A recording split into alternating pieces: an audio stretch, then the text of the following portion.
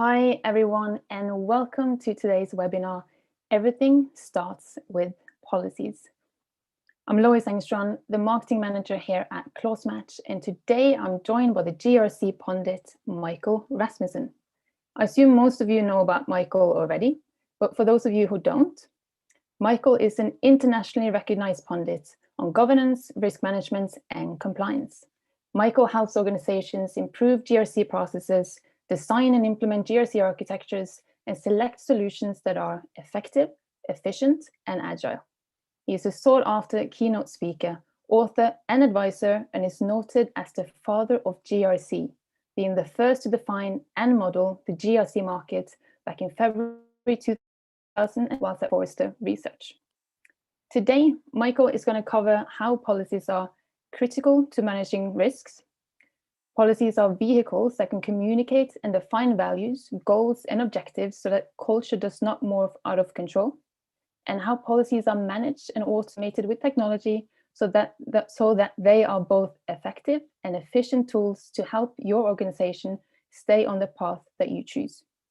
So before I hand it over to Michael, I just want to remind you all that this webinar is live. That means that you have the opportunity to ask Michael any question that you might have on the topic. You can do so by typing in your question on the chat function on the right-hand side of the screen. Should you for some reason not see the function, please just press the YouTube link and then you'll definitely see the chat function come up on the right-hand side of the screen. Please do send all the questions that you have during Michael's presentation. I'll make sure that we'll ask as many as we can during the 10-minute Q&A, which is in about 40 minutes time. Okay, so let's get started. I hope you all will enjoy. Michael, it's over to you. It is such a pleasure to be here, Lois, and interact with everybody that's watching this live or on demand, and how everything starts with policies. This is a fascinating subject on why policies matter. People might think I'm odd, but I get excited about policies. I love policies and policy management. I think that they're so critical for the organization in so many different aspects if they're managed properly and if they're communicated and enforced properly. Policies can be a liability, but they can also be a great asset to the organization. It all depends on how you manage them and their effective use in the organization. And of course, I'm advocating that they become an effective asset for you and not a liability. But let's explore both of those. So we'll move on to the next slide here. Today's organization is navigating chaos.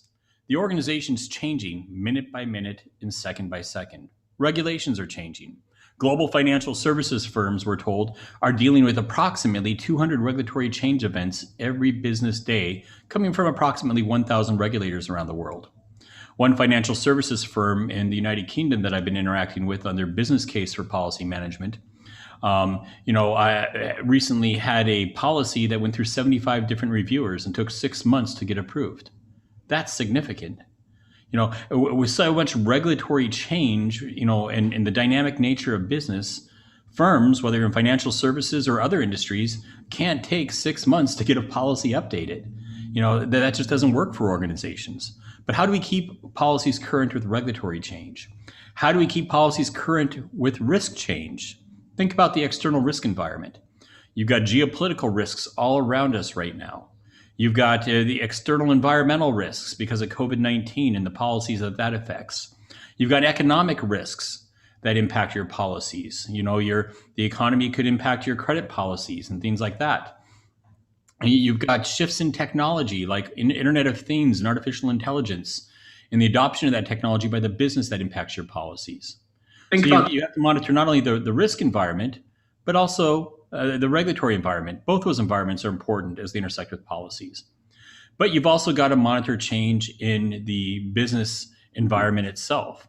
Your employees are changing, regulations are changing, risks are changing. The processes and technology within the business itself is changing. You have to keep all this change in sync. You can devote a ton of resources to be completely knowledgeable about the law and regulation, but if the businesses change, that new employees come in or they move from one role to another and they're not aware of the policies in that new role, they're open to exposure then. Next slide, please. So, businesses change and policies as well because of COVID-19. We've got lots and lots of impact of challenges with COVID-19 with policies because of COVID-19. Think about it. COVID-19 comes in, and first off, we downsize the organization, we lay off people. So that means the people that are left have more roles and responsibilities. They have to be aware of more policies and procedures than they did before. That accounts payable specialist now has to, understand accounts receivable or something like that. There's more job functions and roles, which means that the individuals have to be aware of more policies in the environment. They're moving from a work from home environment. And in that work from home environment, there's home IT security issues. Look around me. The speaker in front of me is connected to the internet. The TV and exercise bike behind me is connected to the internet. The wall outlets are connected to the internet. My blender in my kitchen is connected to the internet. I can program it in my iPhone. If there's some type of Trojan horse or vulnerability in any of these devices, it can compromise my home office network and therefore data on my laptop and connections I have with companies. And Trojan horses are real. Look at the SolarWinds breach and the compromise of hundreds of companies because of the SolarWinds, essentially a Trojan horse there. And so you have those challenges, but you have changing home office IT expense policies. Because everybody's moving from a work from home environment, there's been changes this last year to home office expense policies. You've got increased risk of bribery and corruption because of COVID-19. There's limited government contracts, limited permits, constraints on customs and import and export. There's greater risk that somebody might bribe a foreign government official and expose us to UK Bribery Act, US Foreign Corrupt Practices Act, CEPINDU in France. So we need to make people more aware of those related policies like gifts, entertainment policies, hospitality, the political contributions, facilitated payment policies, things like that. You've got increased risk of fraud, and you need to make people aware that you're monitoring things more closely. Because of the tight economic conditions, employees that are apt to do good things during normal course of business might feel pressured to commit fraud because of the current economic environment. And then, you've got the issues of all these Zoom calls and things, where people are in their home offices and they're working now, and they're not in the corporate conference room, and they're saying things in these Zoom calls and meetings that would never be allowed within the corporate office. Things that cross the line of harassment and discrimination. So we have to communicate those harassment and discrimination policies. COVID-19 came in and policies changed because of it. But a lot of organizations found that their policies were a mess. I was talking to one large insurance company that found they had over 20 different policy portals. HR had their portal, IT had their portal, finance and accounting had their portal, and there were so many others scattered throughout the organization. And policies look different on different portals and were in different templates and different language styles. And they said, this is not helping us. With a work from home environment in the midst of a crisis, we need a singular portal that employees can access policies and see anything that's an official policy of the organization right there in one portal, instead of having to go across 20 portals and search for policies and find out that there's policies on different portals that are out, one's out of date and things. And it's so confusing. So they looked at, how do we bring a singular portal for policies because of COVID-19? But now we have risks coming out of COVID-19. How do we address bringing people back to work policies? How do we address vaccination policies, which is a very tricky landmine, to navigate, and can get you in a lot of labor issues and laws and legal issues and lawsuits. And you have the challenge now that there's rogue employees, rogue managers at all levels of the organization, that store manager in the retail store, that branch manager at the bank. They might think they're a little smarter and know a little bit more about the virus and what's really going on than the rest of the organization. So you have people at different levels of the organization that are writing documents and calling them policies and communicating them to their employees in their retail branch or their banking branch or whatever it might be. And they're putting legal liability and exposure upon the organization. If some manager is communicating this as a policy and telling employees or even customers that it's a policy, and somebody is harmed, and whether it's an employee or a customer or a third party, that puts a legal liability, because that policy that was communicated, even though it's not an official policy, can put a legal duty of care upon the organization. And so the organizations are scrambling right now to combat rogue policies because that branch manager at the bank doesn't believe in COVID-19 or may, and thinks that, that it's all a hoax. So it's not in their branch, they're not requiring masks when they should be required.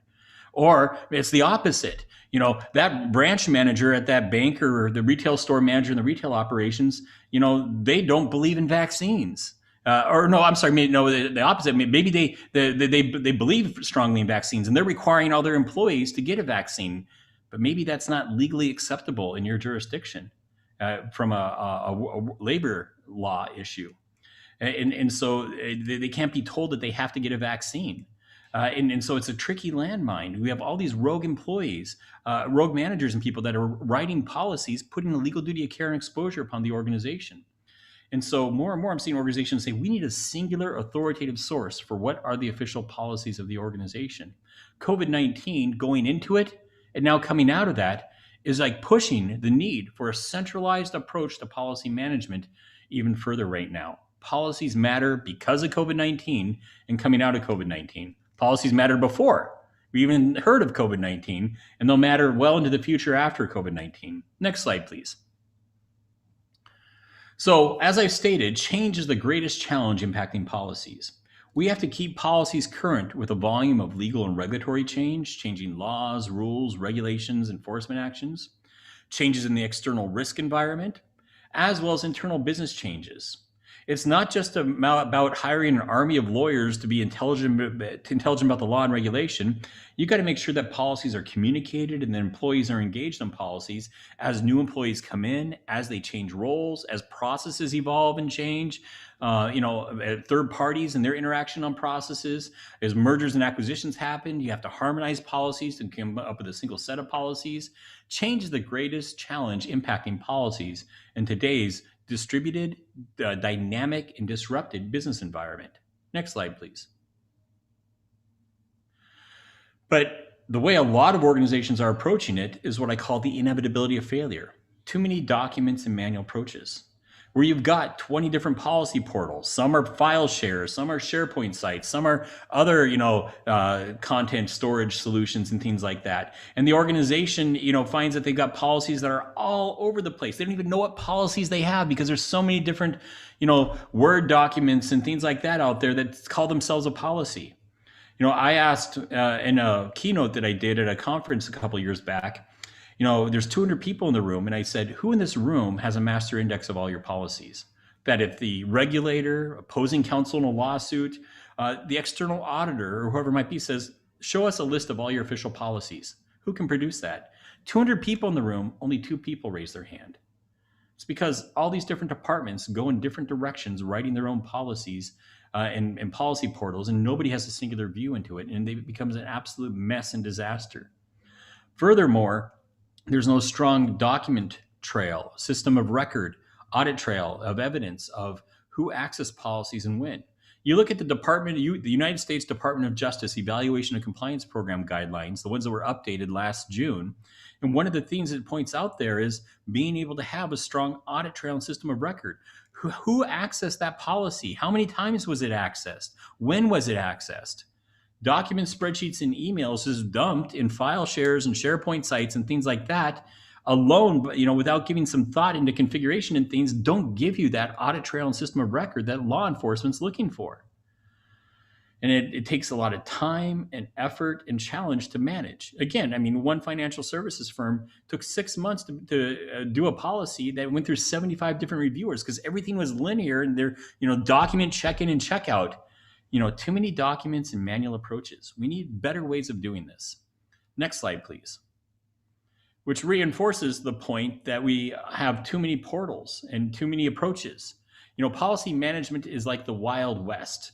There's this huge sprawling mansion in San Jose, California, called the Winchester Mystery House. It was a house that was built in the 1800s. It cost $5.5 million to build then. You calculate inflation, and that's a very expensive house today. It took 38 years to build. It had 147 different builders, but it had no blueprint, no design, and no architect. It has 10,000 windows. It's got doors that open to walls or doors that open to 20-foot drops. It has staircases that go up or down to nowhere, skylights that are in floors instead of ceilings. It doesn't make sense. I just described many organizations' policy management program. Over the last 38 years, you've had 147 different builders of policy doing different things in different ways without any design, blueprint, architect on how it should all work for the organization overall. We need to think through this. There's better ways of managing policies. Next slide, please. Which gets to the point that we're battling the hydra of ineffective policy management.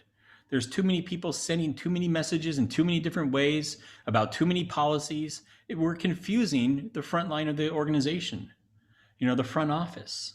It's like Hercules battling the Hydra, where Hercules had many battles to fight. One was against the multi-headed dragon, the Hydra, and you cut off one of its heads and several heads grow up in its place. That's like the large insurance company I talked to that had 20 different policy portals going into COVID-19. When business processes are changing and we're moving to a work from home environment, and it's a new environment, and there's new rules and policies to govern that. Staff is being laid off, and I've got to understand more policies and procedures because there's more responsibilities on me out there. And then there's 20 different policy portals, and I'm scrambling to find policies on all these portals. We're actually corrupting culture in a time of crisis. We're not engaging and improving culture in a time of crisis. You take COVID-19 aside, and policy portals scattered all over the place have a negative effect on the employee culture. But you bring in a crisis, and that negative effect compounds itself. We're battling the hydra of ineffective policy management. Next slide, please. So in that context, to the drivers for policy management and why policies matter and why policies start with everything that we'll be getting to in the next few slides, we have regulatory change, the volume of regulatory change, like financial services, dealing with 200 regulatory change events every business day, the volume of risk change and business change, the issue of rogue policies, where you have store managers and branch managers writing, vaccination policies and mask policies and everything else that aren't official policies of the organization because of COVID-19. But it's not just COVID-19. That just gives a great illustration. I was talking to one major global financial services brand that discovered that they had a division that didn't like their money laundering policy, so they rewrote it to what they wanted. Rogue policies happen in a lot of areas. You've got out-of-date policies that were written 10 years ago and nobody's looked at them since. Policies in different templates and formats, they lack ownership. They're poorly written. When I teach my policy management by design workshop around the world, when there's no global lockdown, ClausMatch actually sponsors quite a few of them. I use the illustration that, several years ago, I was given a supply chain code of conduct.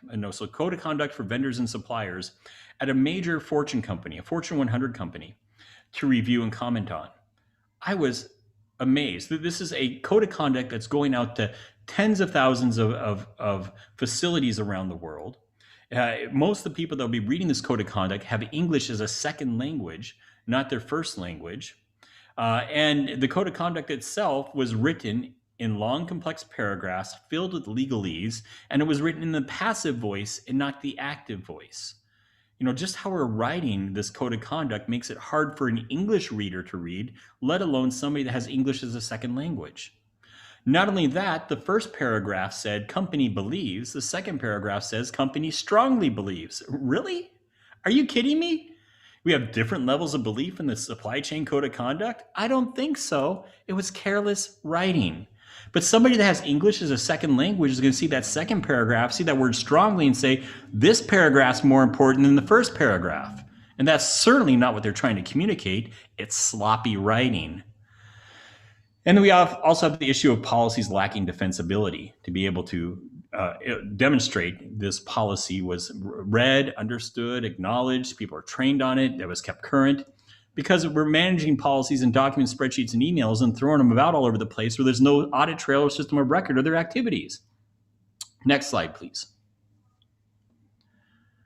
So today's organization needs to be able to see the tree as well as the forest, the individual policy as well as the interconnectedness of policies in the organization. We need a structure to be able to see all the policies that we have, all the trees in the forest. We need to have that catalog of the trees. Instead of having all these different forests go out there, and some of those forests are being overgrown and with weeds and everything else, and all of a sudden a forest fire comes and burns it down. I mean, we need to have a singular forest of policies to be able to see all the policies in the organization as well as the individual policy itself. But we want to make consistency. We want to be good foresters of all the trees in our forest. In this case, we want to be good policy managers of all the policies in the organization. Next slide, please. So policy is moving more and more to focus on the integrity of the organization. It happened to be that we used to have an approach that we need a policy to check a checkbox.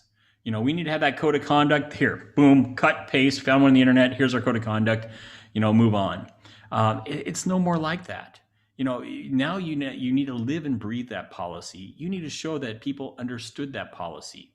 You look at the Morgan Stanley case from 2012 on FCPA, Foreign Corrupt Practices Act, and you read the Department of Justice memo out there on it, and it all talks about Morgan Stanley's policy management practices, that Morgan Stanley had policies to address bribery and corruption. These policies were kept current. As regulations change, risks change, and the business change, Morgan Stanley can demonstrate how many times Mr. Peterson and other groups of personnel were communicated policies, reminded of policies, trained on policies. It's all about that strong audit trail and system of record that we're engaging people on policies, focusing on integrity of the organization.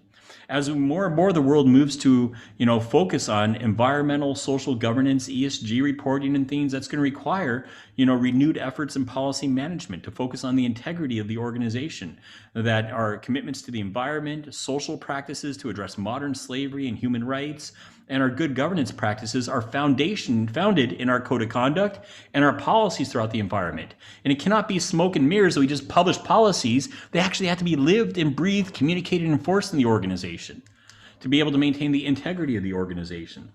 Next slide, please. Effective policy management improves the corporate culture of the organization. Policies are central to the ethical culture. Some individuals are rules-based ethical systems. They're going to want to understand, what are the policies? For me to do my job, show me the policies, and I'm not going to step out of bounds on that because I follow rules, I follow policies. Other people might have a utilitarian-based ethical system. What's the right thing for me? How can I get the most gain? If I can break rules, I will do it. And to them, policies are also important. They might be rule breakers, and they might look out for what's the best thing for them, or maybe they're not so self-serving and narcissistic. Maybe they're what's the best thing for the organization. If I can break rules to advance the organization, I will. Policies enforced keep those type of individuals in line because there's penalties when policies are enforced. Policies help guide the risk culture in understanding what acceptable and unacceptable risk is in the organization. Every policy in your organization is a risk document. There wouldn't be a policy if there wasn't a risk. I'll talk more about that in a few slides. Policies enforce the governance culture and tone and the overall workforce culture. And with that workforce culture, that's been critical because of COVID-19, that we have a singular portal into policies to streamline and engage employees and to make them feel that they belong to a company when they're working from home. And that we can brand this portal with the corporate brand and engage them and ease their job instead of throwing 20 different policy portals, some very archaic, just file shares and things out there that don't reinforce the culture and brand and frustrate employees and corrupt the culture. Effective policy management improves corporate culture. Next slide, please. We also need to understand policy's role in influencing attitude, behavior, and culture. You have the attitudes of the individual employees in the organization, and those attitudes impact their behavior, how they treat customers, how they treat fellow employees, even the performance in getting their job done. It could be positive or negative. That behavior influences the culture of the organization. In turn, that culture can either grow more positively or grow negatively, And that culture influences the attitude of individuals and the attitude and the behavior of individuals as well as the corporation as a whole. There's a symbiotic relationship to attitude, behavior, and culture. And policies are critical in improving this. You can have, you cannot, let me figure out how I'm going to phrase this. You cannot have a strong, positive corporate culture without policies. Policies by themselves don't give you a strong culture, because I can have beautifully well-written document called a policy, but if that policy is not enforced, it's just smoke and mirrors, and the attitude and behaviors can still be fraud and things like Enron and WorldCom and those type of organizations. Now Wirecard in Germany, and so you can have well-written policies that don't reinforce the culture because they're just smoke and mirrors and they don't really reflect the culture. But I would argue the opposite's not true. You can only have a strong culture with well-written policies that are enforced and communicated. A strong culture means that we're going to have policies, but they're not just going to be pretty documents. They're actually going to be communicated. Employees are going to be engaged on them, and they're going to be enforced and monitored in the environment. A strong culture with policies improves positive attitudes and behavior and improves the culture. A negative culture with policies, can work the other way. And culture can be destroyed overnight, but it can take years to repair. Next slide, please. So we're seeing policy management in transition right now.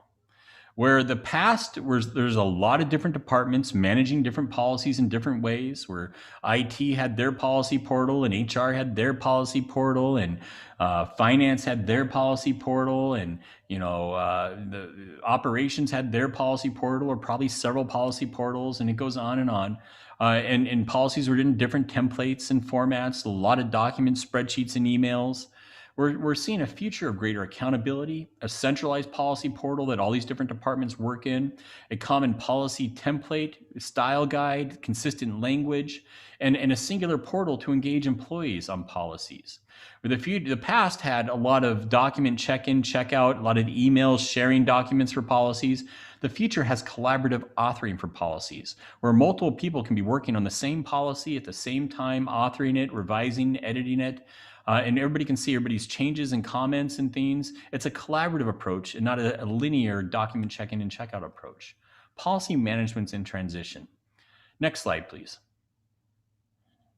We're also seeing greater accountability for policy management, in which things like the different regimes out there, the UK SMCR, Senior Managers Regime and Certification Regime, Ireland's SEER, Australia's BEAR, Hong Kong's Managers in Charge, Singapore's Individual Accountability and Conduct Regime, they're all putting senior management functions that have responsibility, more than responsibility, accountability. Responsibility I can outsource. I can take tasks and make somebody else responsible for doing those tasks. Accountability, you can't. The buck stops here. I'm accountable. And so these accountability regimes are putting accountability on senior management functions for different areas of conduct and fraud, money laundering, operational resilience, privacy, and more. And they're ultimately accountable. And they're very concerned that policies are defined and followed in their areas of accountability. But not only that, these different accountability regimes like UK SMCR, you've got, three, you could say four different levels. You've got senior management functions that have to be vetted and approved with a regulator. You've got certification staff, which could be compliance professionals and other significant risk professionals that have to have proper background checks and things done on them. They don't need to be vetted with the regulator like the senior management functions, but there's still a lot of background and due diligence. Then you got all other staff in the organization, except for ancillary staff. Ancillary staff being, or caterers and receptionists and people like that. But you have to communicate conduct rules to everybody except ancillary staff. What are conduct rules? They're policies. We're seeing the accountability regimes require policy communication and engagement on a regular periodic basis to every individual in the organization, except for ancillary staff. Next slide, please. Policy engagement requires the front office first line engagement. If you think about it, the individuals, like in the slide before you at the call center, they're making risk and compliance decisions every day around like privacy, like GDPR and things like that, fraud, Because somebody calling into the banking call center and things might be some type of hacker, or a criminal that wants to steal information, funds from somebody's account. The doctor, nurse in a hospital, they're making patient safety and patient privacy decisions every day. The coal miner in the coal mines making environmental and health and safety decisions every day. It's those frontline employees that need to be communicated policies and engaged on policies, where we need a strong policy portal. Next slide, please. So let's look at some principles of policy management. These are found on policymanagementpro.com, and there's a whole training program and certification on being a certified policy management professional at policymanagementpro.com. That's something that I built with OSEG together in partnership, and that's out there delivering now. And we have the policy management capability model I'll talk about in the next slide. But we have 10 principles of policy management that we define in the policy management capability model. That policies are necessary. I hope I've illustrated that already. You cannot have a strong corporate culture and organization without policies. Policies are a necessary component for governance of the organization, for managing risk and compliance. Policies are tailored. A policy management program isn't a one-size-fits-all. The way policy management program works in a global bank is going to be different from a small city bank or a credit union or a savings and loan, or building society. And so there's different approaches to policy management based on complexity of organization size, number of jurisdictions. Policy management needs to be integrated. It needs technology to provide that right audit trail, system of record, collaborative policy authoring. Policy management is people-centered. You need to engage people. People have to read policies. We just don't write a pretty document and store it out there in some file share and try to appease some regulator or external auditor or somebody. No, policies are people-centered. We write them so people can understand them, and we engage people on them. Policies are high-performing. They enable an organization to be high-performing. The right policies, and because there can be a point of too many policies, there can be a point of too little policies, but the right amount of policies should optimize the organization. Can you imagine an organization that doesn't have policies? A bank without credit policies where anybody can get a loan, or it's up to the discretion of whoever to give the loan. An accounting department without, gift, entertainment, and expense policies. An IT security department that has no policies.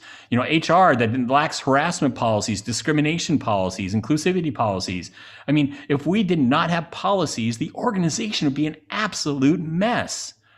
Policies, the right policies and enforced, enable a high-performing organization. Policies should be standardized with a proper template and proper writing style and engagement. They should be collaborative in their authoring to involve multiple people working on them at the same time, accessible to the individuals that need to understand them, engaging, easy to read and apply in the employee's context, and dynamic where they can be kept up to date with changes in the business context. Next slide, please. So policies in context. We often think of policies as compliance documents, but I've already advocated, and I'll bring it out on this slide, that they're much more than that. Policies are governance documents to start with. They help us reliably achieve objectives. I was talking about that in just the previous slide, that policies help us reliably achieve objectives. Without policies, the organization's a mess. In fact, I've interacted with several organizations like Starbucks, as well as Suncor Energies in Canada, that call their policy management program their governance documents program, because the right policies help us to have consistent behavior, processes, transactions in the organization so we can have good, strong, consistent outcomes so we can reliably achieve our objectives. Policies are governance documents. Policies are also risk documents. The very fact that we have a policy means somebody's identified a risk. And that risk was significant enough that we had to write down, a policy, to control that risk. But very few people even know what policies they have, let alone map their policies to their risks. But the very fact they have a policy means we have a risk, and that policy is a risk document. And of course, policies are compliance documents. They help us comply with the obligations, values, ethics, and commitments of the organization. When fully integrated into a broader governance, risk, and compliance ecosystem, policy management benefits from timely notification about changes throughout the organization that may demand, new policies or revision to existing policies. The organization benefits when policies are standardized through the development, distribution, enforcement, and review processes, and enables better selection of other internal controls and accurate reporting and more efficient use of resources. Next slide, please. So organizations need to start thinking, how can we collaborate and provide an integrated, or what I would call a federated approach to policy management strategy, process, and technology. Next slide, please. And this slide gets down into it further. We develop our policy management strategy. What are the different, first off, who's in charge of the strategy? Most often, I see this as corporate compliance and ethics, that they're leading enterprise policy management strategies. And they're bringing together the other departments like human resources, IT and IT security, privacy and legal, finance and accounting, business operations and things, to create a federated, led by corporate compliance and ethics, but federated across these other departments, a singular enterprise strategy for policy management. Seeing this in organizations across industries and around the world. And in that context, they are developing a charter to authorize this policy management strategy and centralizing a policy management committee with policy management resources like policy management, the policy manager role. And from there, they're defining their policy management processes such as, policy development and approval, to policy communication and awareness, to policy monitoring and enforcement, and then policy maintenance. And they're supporting this by a singular information and technology architecture that can support this. Next slide, please. And so this brings us to the policy management capability model. Now, this is an open source model. So you can find this on policymanagementpro.com. There's no cost for the model itself. You need to register in Policy Management Pro. But you can download the model and use it. And so this is the policy management capability model that you have before you. And it is open source. I encourage you to go out there and look at it. There is a training program and a certified policy management professional certification based on the policy management capability model with courses and things as well that I've developed with OSEG. But the policy management capability model has 5 components. It starts with govern. We define our roles and standards. What's the role of a policy owner? What's the role of a policy subject matter expert, an author? What's the role of the employee that has to read the policy? What's the role of a policy manager that governs the policy management process? And then it gets into standards. What is our meta policy, or what we call the policy on writing policies? What are our other standards like templates and style guides, and how to use the proper language constructs to write policies? And then, that's the first component. The second component is on develop, where we develop policies, from assessing the need for a policy to the authoring process and approval of a policy. And then we move into communicate, where we plan our communication plan around each policy or groups of policies, and we deliver the communication, which can include training and other awareness campaigns. From there, we enforce, we implement the policy, we monitor it, we enforce the policy, we document exceptions to the policy, and those exceptions are approved properly. Then we improve policies, we revise policies, so such as on a periodic basis, policies go into review and get rewritten or improved or updated. Or maybe they don't need it, but we still review the policy to ensure that it doesn't need any updates, and then it goes back into another life cycle in the organization. And we redesign and improve the program to fit the business over time. That's the policy management capability model, and I encourage you to go out and look at it. Next slide, please. But there's not a one-size-fits-all program. Again, as I've already stated, what works for a global bank, isn't going to be the right, policy management approach for a local retail organization operating in one city. We need to be able to have a system that fits your business model. Next slide, please. And so that includes being able to understand the changes that impact policies in the external and internal context, monitoring for regulatory change, shifts in industry practices, economics and geopolitical risks that impact policies, shifts in technology, but also shifts in the internal context. We need to be continuously monitoring our environment to see what's changing that triggers a review of a policy, or maybe triggers the need to write a new policy that we don't have already. Next slide, please. This all gets filtered in all these changes into an analysis of how do we address this change in context of our mission, vision, and values, our corporate strategy and process and roles. We collaborate on this, and we understand the risk exposure and identify, write, and approve and publish the right policy to address that change and need, or we update an existing policy. Next slide, please.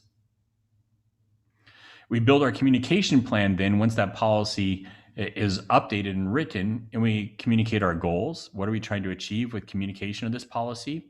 We understand our audience, and there might be different levels of audience, because we might have high risk roles that bring significant risk exposure to a policy, and we might have low risk roles or even no risk roles. And so we might have different types of audience based on risk exposure that require different levels of communication engagement on policies.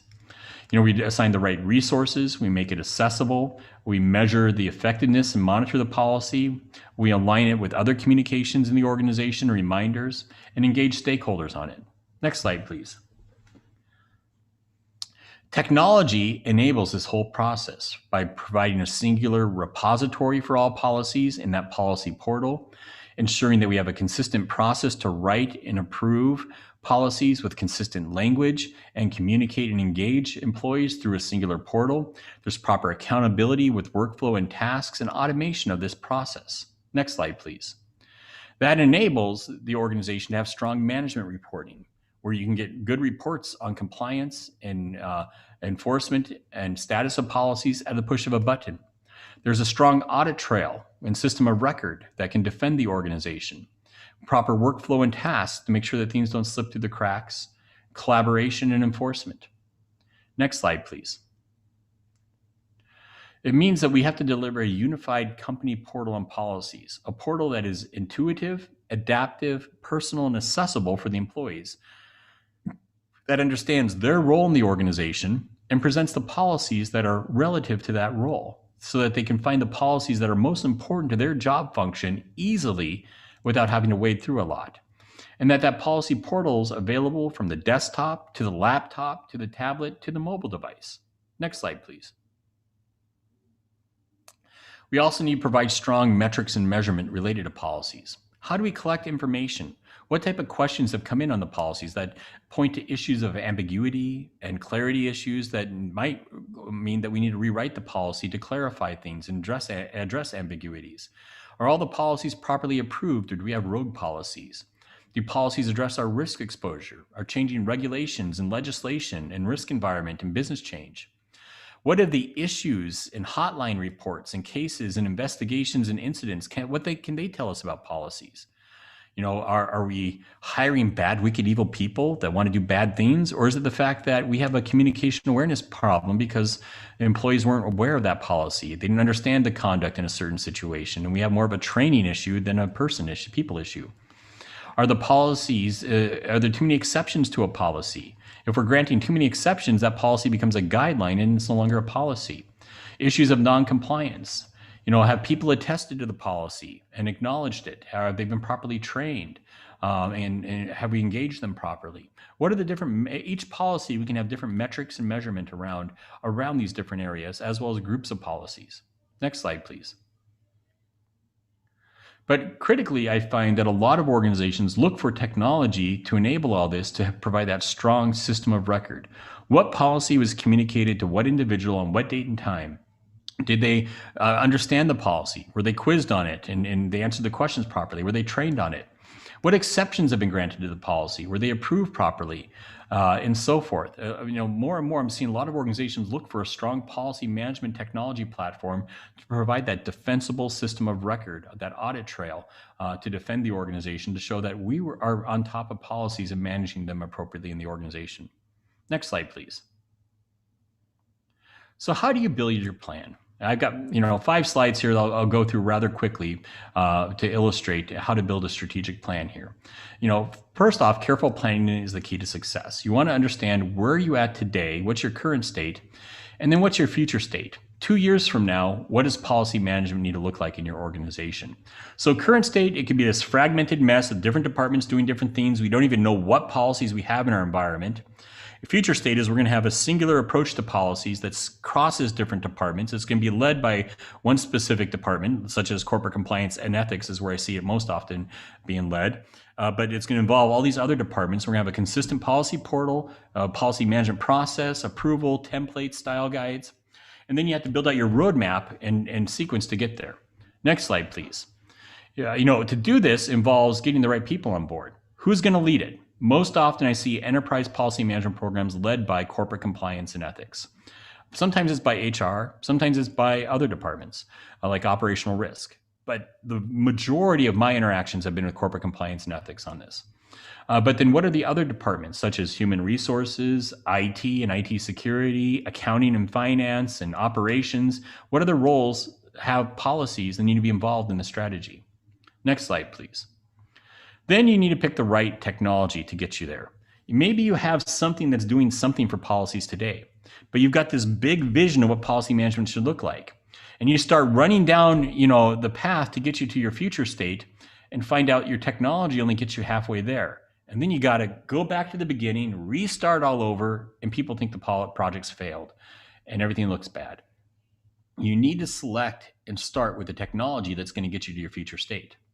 If you're using older policy technology, for example, that takes linear document check-in and checkout process where it takes 6 months to write a policy because, individual A has to write the policy, then individual B's got to review it, and then individual C's got to do something, and D, and then all of a sudden, each person has that for a month or a week or 2 weeks. You have 6 months to write the policy, and that's taking too long because of older technology, document check-in, checkout, and a linear approach.